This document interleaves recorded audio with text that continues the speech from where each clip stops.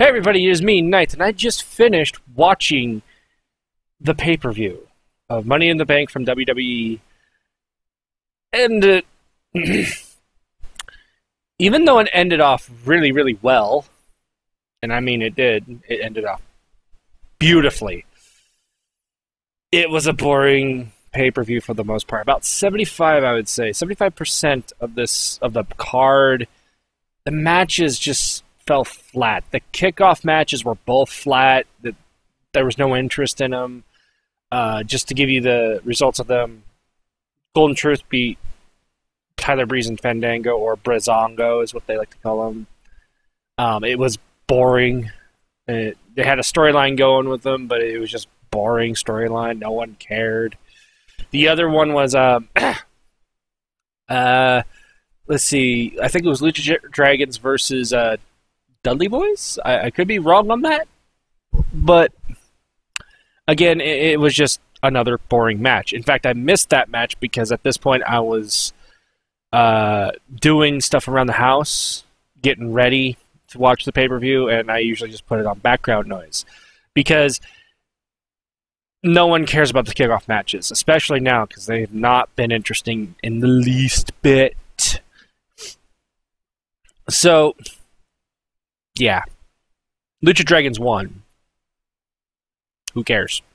So we get off to the actual match, which is a fatal four-way tag team championship match. New Day versus the Vaudevillains versus Enzo and Cass versus Gallows and Anderson, a.k.a. The Club. And for the most part, it was a decent match. Up until the finish. I can't remember half the parts of the match because at the point when I was watching it, I had already ordered a pizza. It was being delivered. The delivery person was already at the door, and so I had to go get it. So I missed a good, decent portion of the match. By the time I come back, they were getting ready for the finish, and the finish had Gallows and Anderson hit, I think, their finisher, which I can't think of the name. I think it's called Magic Killer. I could be wrong. Magic Killer. I think that's what it is. They hit it on Aiden English of the Vaudevillains, and suddenly, like, Gallows gets distracted, and Biggie manages to get a hold of Anderson, set him up for the finisher. Thing is, that was so confusing about this is what happens at this point. Gallows is still in the ring. He's no longer distracted. And he stands there while his partner is about ready to get the New Day finisher on him. For 7 to 10 seconds, roughly. It could be a little less, it could be a little more. But still, he stands there and does nothing, watching it happen. Do something. Your partner's in trouble. Do something. And then Big Cass comes in and takes care of Gallows.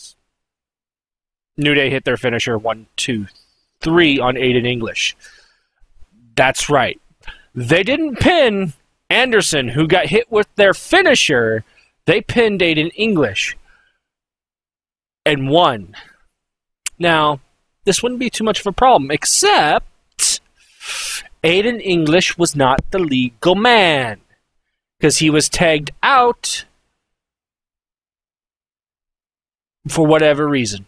I don't know how he got tagged out. I missed that. But he was tagged out. He wasn't legal. So how the hell do you pin him and win?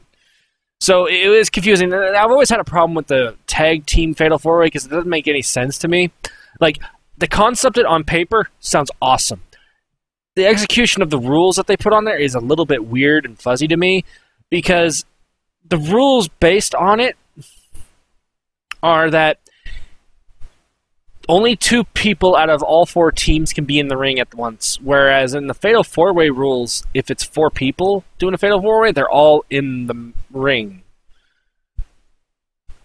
I don't see why we can't have 4 people, 1 from each team, join the ring and do an actual Fatal 4-Way match, and then they can only tag their partners. Because the concept to me is that what if teams, like, collude with each other? You know, and basically, let's say Enzo and Cass colluded with the New Day to have the New Day retain. And so, in order for the New Day to retain, Enzo tags in Big E while Kofi's already in there as a legal man. And then Enzo and Cass and New Day take care of the others. And then either Big E or Kofi pin each other, keep the titles that way. You see where I'm coming from? Like, there's nothing in the rules that say that can't happen. So, yeah, that was my main issue with that. The other thing about that is that why would you want to tag in any other team members? See where I'm coming from? Like, what's the point of tagging in, let's say Enzo tagging in Gallows? Isn't that kind of defeating the purpose of you winning the titles? You get where I'm coming from? It just makes no sense. Now, they kind of made it where the heels would just forcibly tag themselves in, which makes a little bit more sense, but again, it's like, why can't there just be one of each member of the teams? It defeats the purpose of a Fatal 4-Way. At this point, it's a 4-way tag team match. It isn't a Fatal 4-Way. So, the next match on the card, because New Day won that one, was Dolph Ziggler versus Baron Corbin 3. This is where it started to get boring. And boring. And boring. No one cares about this feud. Get it off the pay-per-view, for fuck's sake. Corbin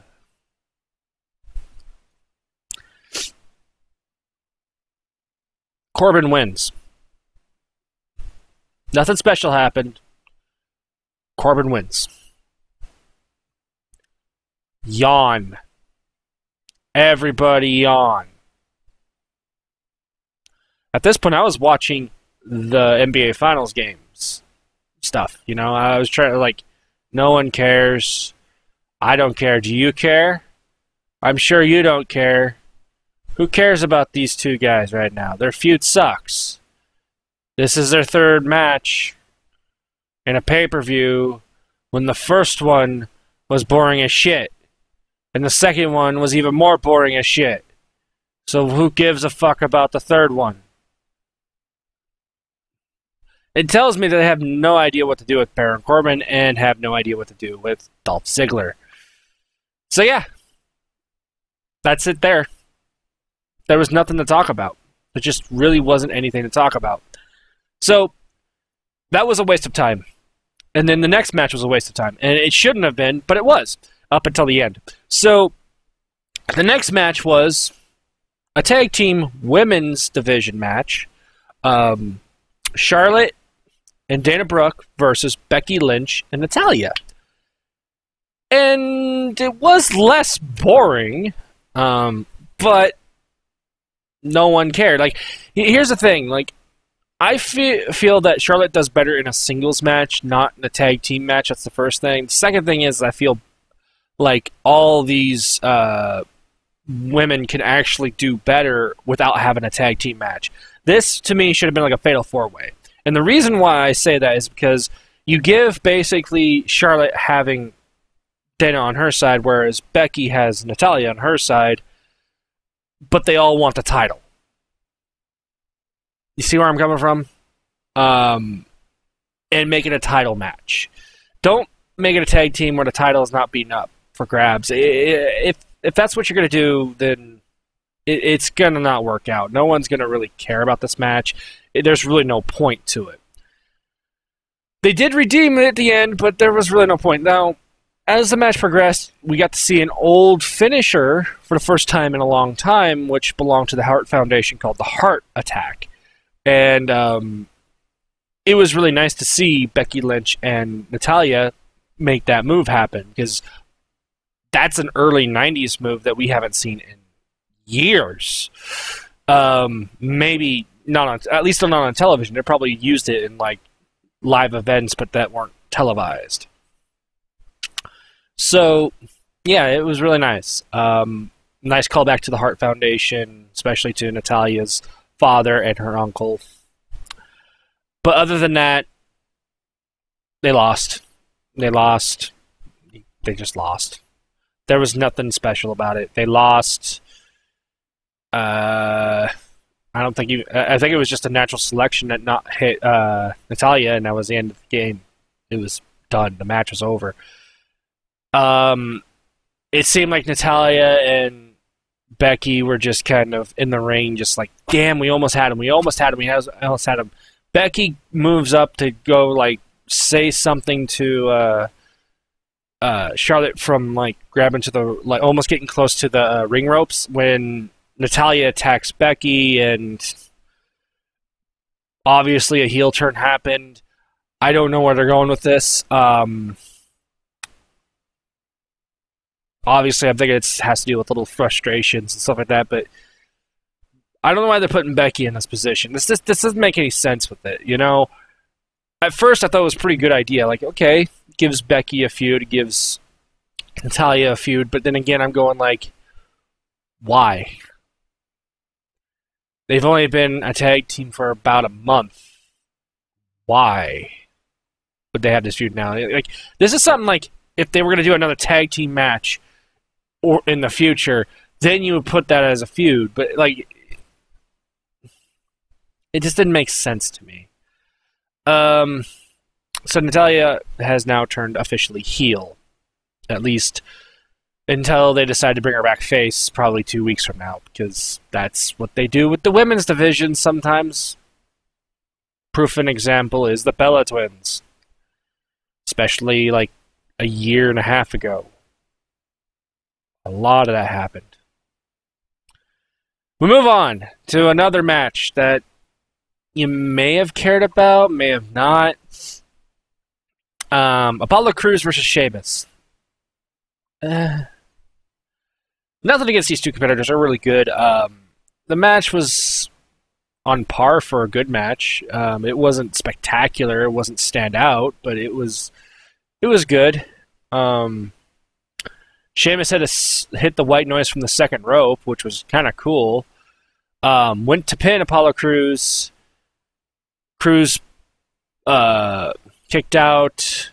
Sheamus was complaining to the ref while sitting next to Apollo Crews.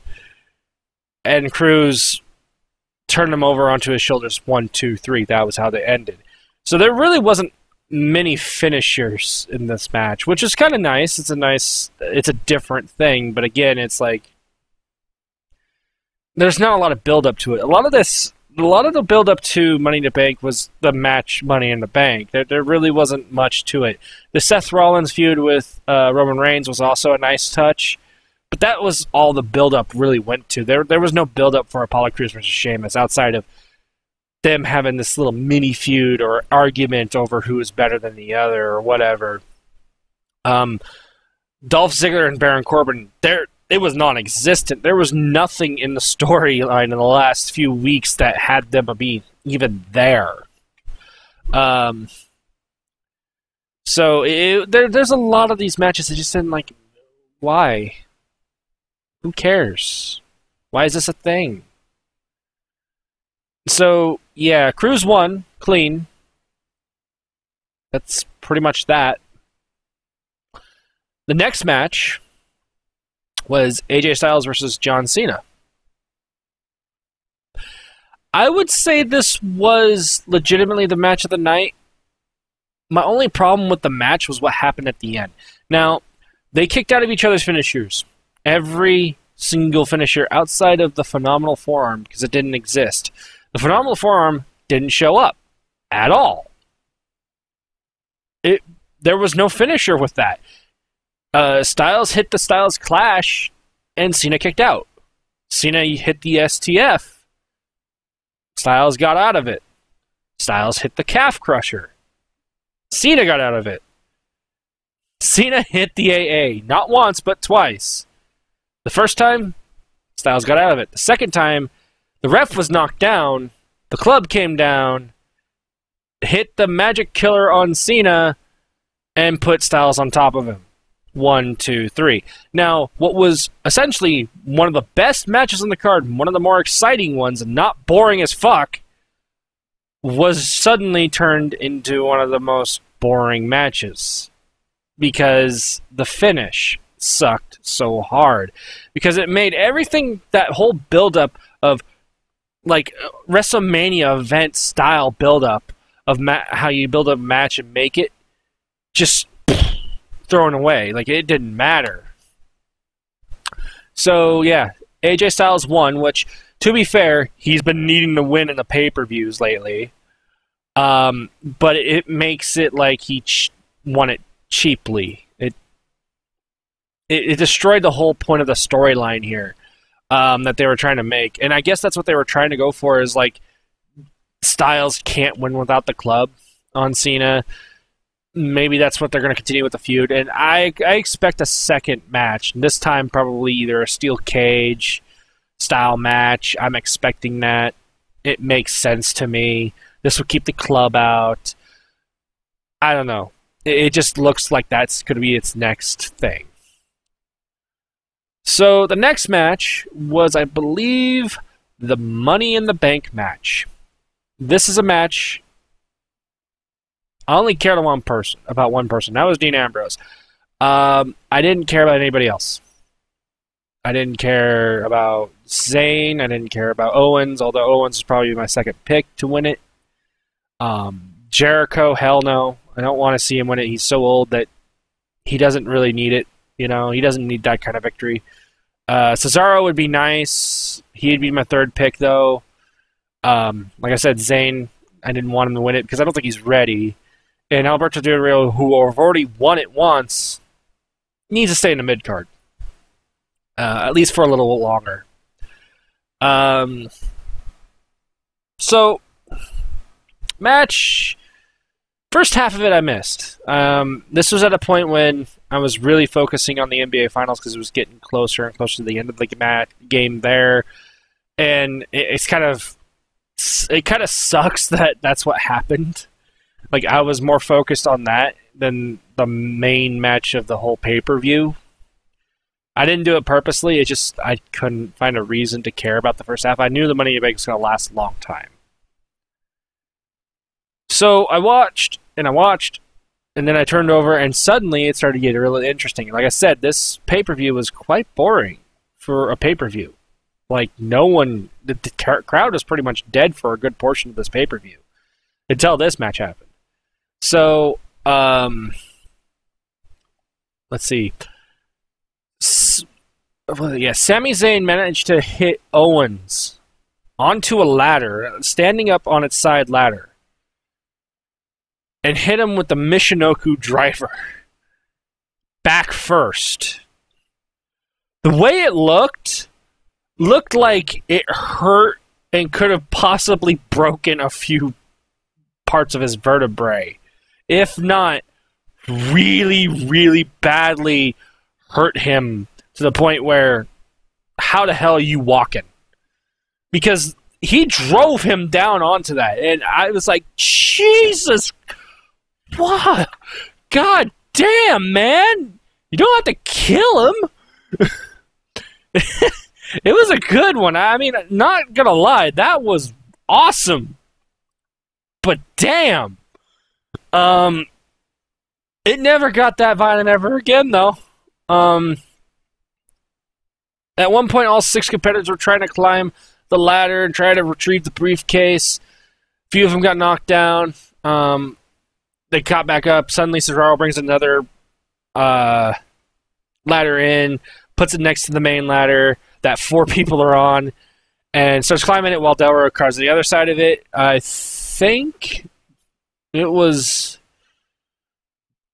either Ambrose or Owens that pushed the ladder down, which Cesaro hit the top of the ropes groin first, and he was pretty much knocked out of commission for the rest of the match. And I'm guessing Alberto Del Rio was supposed to do the same, but he fucked up, and it looked like he actually got hurt more than he should have gotten hurt. But I don't know how he botched it. Maybe he just wasn't ready, or it just happened too quickly and he didn't react in time. But it was obviously botched. You can hear the commentators going like, "Wow, did you see how Del Rio got hurt there?" You know, like they were trying to sell it, but like I think that just came impromptu. You know, they had to sell it then. I believe. Let's see.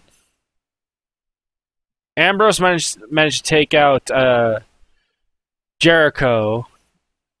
Owens managed, I think, to take out Ambrose for a moment. And Zayn managed to take out Owens.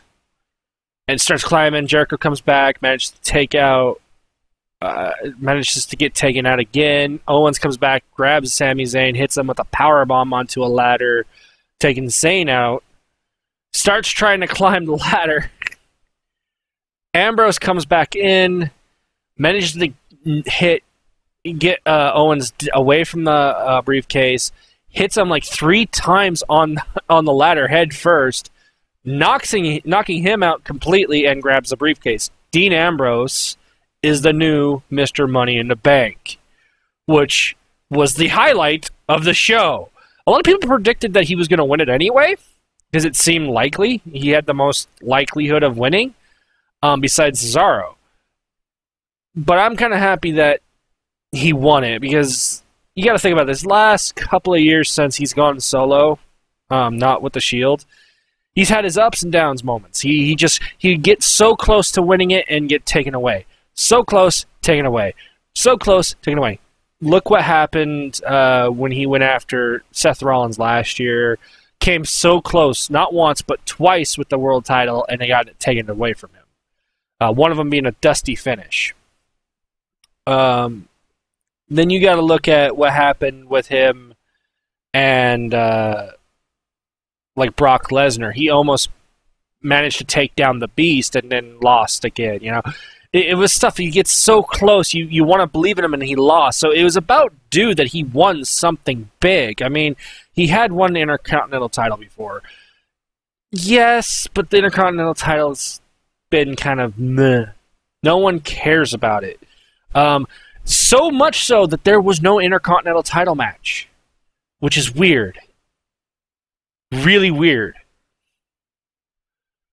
They had not even built up the Intercontinental title match for Money in the Bank, so it's really weird not to see an Intercontinental title match. It's lost its pedigree. And it kind of needs what Cena did to the United States title after WrestleMania 31. You know, like it needs a big, strong guy to actually put it out there and make it legitimized again, because it doesn't have any legitimacy anymore. But that's a whole different subject. So, yeah, seeing Dean Ambrose finally win something big was awesome, and I'll get back to that later on, because it's going to involve later on. So, next match we have is Titus O'Neil versus Rusev for the United States title, and it's the second to main event. It was okay. I didn't really care, mainly because I'm not a fan of Rusev. I really don't like his heel work, nor do I like anything about him. Rusev's just boring to me. I just find him just like, okay, hi, United States champion, okay, it's cool.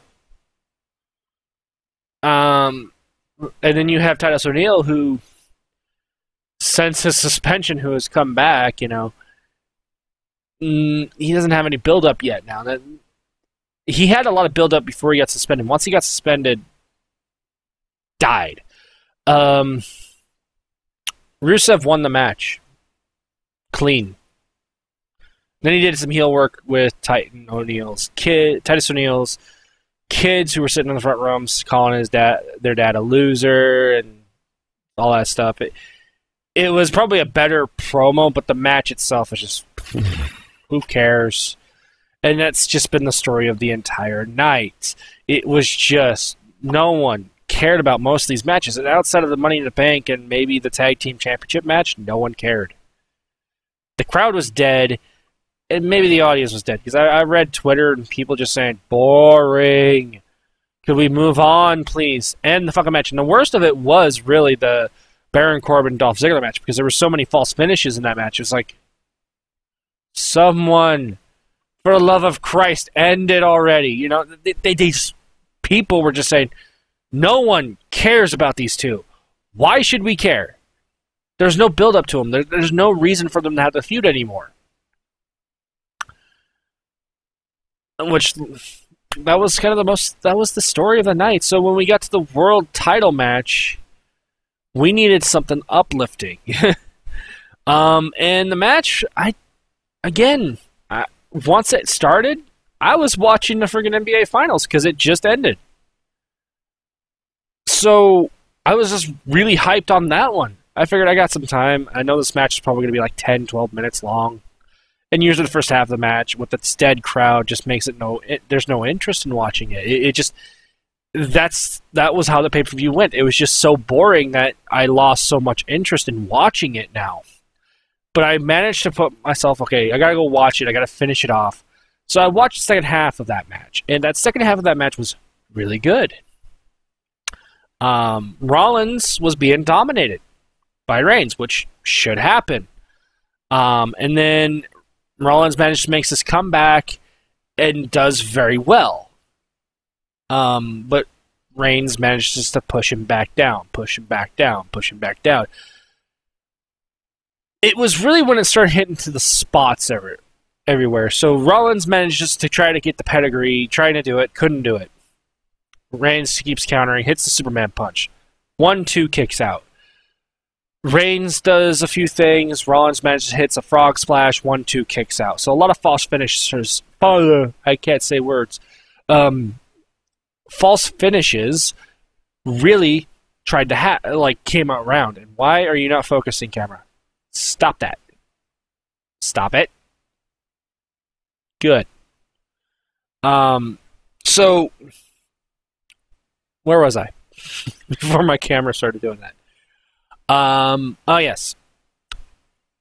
Rollins was gonna tried to I guess I don't know if he was trying to do another frog splash or if he was gonna do his Phoenix Splash move. I don't know. He climbed the top rope. Reigns managed to block him, and Rollins is just beating him down. So now we're getting reminiscence of what happened to Rollins' injury, where he usually would flip over the guy and do a power bomb on him, or throw him into the corner kind of power bomb. And you can kind of he sells it like he's not sure if he can do it. Reigns basically tries to prevent him from doing it, and basically he's slowly let down to where he can do it, and he ends up actually completing it. Now, it seems like he, based on how it was sold, it looks like he probably still can't do it quite yet. Like his knee isn't fully prepared for that yet, but you can kind of tell that he's selling it like he's not sure anymore. So I wish my camera would stop autofocusing right now. It blurs out and then it goes back. So the next thing that happens is that I'm trying to think of what it was because I keep getting distracted by my camera. I'm sorry about that, people. The next thing that happens is that he tries to go for the pedigree, misses it. They continue, he's teasing it now at this point, and Reigns is teasing his spear, and he gets countered, and they're just countering, to the point where they both get knocked down. Rollins rolls outside, Reigns goes to a farther corner, which usually he wants to build up a head of steam before he goes into his special spear on the outside ring. And he tries to track down Rollins, who goes near a barricade, and then dodges it where Reigns hits head first into the barricade, looking like it hurt him pretty bad. Doctors come out to check on him. Rollins is saying, hell no, not in a championship match. goes after Reigns, beats him down, brings him into the ring, and is trying to hit him with the pedigree, only for Reigns to push Rollins into the ref and then get a charging spear on him, on Rollins. And the ref starts counting 1, 2, false finish again. Rollins kicks out. Reigns tries to prepare for it again. And one of the most stunning things I've ever seen, he goes for the spear. Rollins jumps up and hits a pedigree while the spear is in motion. I have never seen it. It's very reminiscent of how Randy Orton would hit an RKO out of fucking nowhere. Like, for instance, the Evan Bourne thing, where Evan Bourne would do the really high-flying moonsault from the top rope, and Randy Orton, some out of nowhere, managed to hit the RKO, even though he shouldn't have hit the RKO.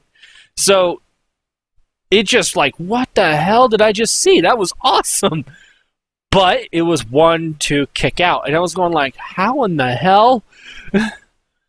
And so Rollins, now visibly just reacting to it, manages to get Reigns back up, hits him with another pedigree. 1, 2, 3, and new World Heavyweight Champion Seth Rollins. Dean Ambrose music hits. Ambrose's music just hits. Even though Rollins is now the new champion, he's waiting for Ambrose. Ambrose comes from behind, hits Rollins with the briefcase, gives the briefcase to the ref. He is now invoking his contract. And so Rollins, who is now stuttering like, oh, no, no, no. He's like, oh, no, not this way. And Ambrose hits Dirty Deeds. 1, 2, 3, and new WWE World Heavyweight Champion, Dean Ambrose. That's how we ended the night. And I marked out. Because finally, there is a payoff for Ambrose. It had to happen eventually. And I thought Money in the Bank was enough, but for that, it made so much more sense. It made so much more sense in the storyline that are trying to build up to SummerSlam anyway. Because what I hear, the rumors are saying that it's going to be a triple threat match for the title, and it's going to be Ambrose. It's basically all 3 Shield members in one match. That's what I'm hearing, and it should be that way. And the one person that should have the title, because 2 of the Shield members have already held the title before it, and one of them is a 2-time champion, but only held it for like 10 minutes before. Well, not even that. I think maybe 3 minutes before friggin' he lost it. Was the only one that hadn't held it was Dean Ambrose. So finally, we get this payoff where Dean Ambrose has legitimately, cleanly won the title. Even if it was opportunistic, I fucking marked out the fact that Dean Ambrose finally got what he's been trying to get for so long. He came close to Triple H. Came close with Seth Rollins, not once, but twice. He earned it. He flat out fucking earned it. So, that payoff for all those Dean Ambrose fans, even me, was huge. It lit up what was perhaps one of the more boring pay-per-views into one of the more spectacular pay-per-views. Because it's only happened once that the cash-in happened on the same night as them winning it. Kane did it against Rey Mysterio, I think in 2010. That was the first time it ever happened. Dean Ambrose now does it the same night, and not that long. I think it was like an hour before he had just won it. So it was great. Now I'm just more excited for it, and this is what really needed to happen. We needed like a breath of fresh air, because Reigns being champion, although that build-up was nice for him, the problem was he was being so much pushed that no one wanted him champion. No fan really wanted him champion. In fact, they wanted him to turn heel, because all of his stuff, like that he was saying and spewing out from his mouth, from the script and everything, flat out sucked. Stop doing that. Fucking camera. So Reigns being a champion just really... No one cared. A lot of people think that freaking AJ Styles should have been champion by now. And I did too. Like, I honestly thought that he should have won back in Payback. It just made sense to me. Why keep Reigns the champion when he's not really ready for this? Not by the fans. The fans just outright don't think he's ready for it. So, yeah. I wonder if that's messing with colors, because I'm noticing that with my screen. At least I think my camera might be dying, because this thing is old, so I might need to get a new one eventually. Yeah, it's finally like a breath of fresh air. Hell, Rollins would have been a nice champion to have for interim, if we were going to have that. Because Rollins coming back, winning the title after he never really lost it, is very poetry in motion. It's like he deserved to have that title get back to him. And he proved that Reigns can't beat him. He proved that tonight. He proved that he cannot lose to Reigns. What he also proved is that he is vulnerable. He can lose to somebody. It just takes a bit, you know. And I think the WWE was always planning for Dean Ambrose to be champion. They just didn't know when the timing was right for it. Honestly, he should have been champion before WrestleMania came around, and the fact that he got like a chance at it, but was ripped away from him in such a weird fashion that Roadblock was just like, wow, that's kind of messed up. And to be fair, it was a legal reason why. I mean, he technically didn't win. Their foot was underneath the ropes. That doesn't count, which is kind of messed up. Oh, hi, Spider. Spider on my windowsill.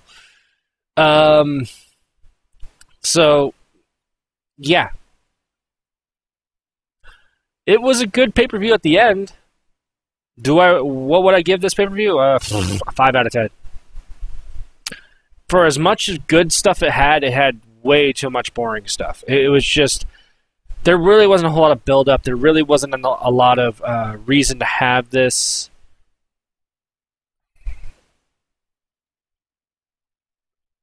That's really annoying me with my camera now. Why is it doing that? It's switching. Oh well. I better end it soon before my camera dies anyway. My webcam dies. So anyways, I hope you enjoyed. Like I said, it's a 5 out of 10. The pay-per-view was boring. It just had too much boring stuff, and it needed new life. It really did. So, yeah. Hope you enjoyed the video. Please like, comment, subscribe down below if you enjoy my content. I don't know when my next Loot Crate video will be up, and I'm sure you noticed that my setup is still the same as it was from the last video when I said I might change it. I think I'm going to leave it as is because really it's not too much of a bother. I still want to clean up my room a little bit more than it already is, but until I can get the time to do that, because the last few recent events have been kind of really messed up for me, I haven't had a lot of time. We'll go into that later on. So anyways, I hope you enjoyed. Like I said, like, comment, subscribe, and I will see you all later. Night.